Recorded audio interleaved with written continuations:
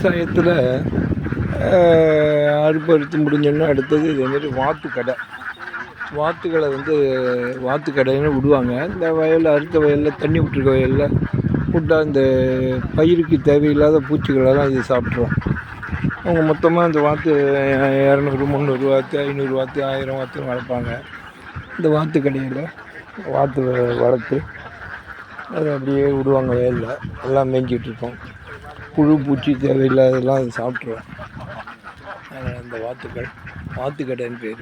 கிராம பகுதியில் இன்றைக்கும் போயின்ட்டுருக்கு. வாத்துக்கடை, மாட்டுக்கடை, ஆட்டுக்கடை எல்லாமே இது ரொம்ப ஒரு பயனளிக்கக்கூடிய விவசாயத்தில் இதெல்லாம் சபார்டினேட்ஸ். அவங்க கொடுத்துட்டு அவங்க ஏதாவது பணம் வாங்கிப்பாங்க. அந்த வாத்துக்கடை வச்சுருக்காங்க.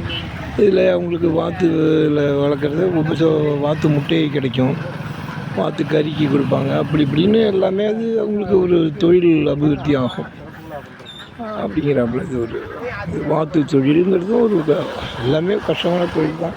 அப்பப்போ தண்ணி குடிச்சுட்டு புழு பூச்சிகளை போய் வயலில் மேயும் ஒதுங்கி நிற்குது. இப்போ வாய்க்காலில் தண்ணி குடிக்க வெயில் கடுமையாக இருக்குங்க. வாத்துக்கள் அப்படியே உட்காந்துருப்பாங்க கொடையை வச்சுட்டு. தேங்க்யூ.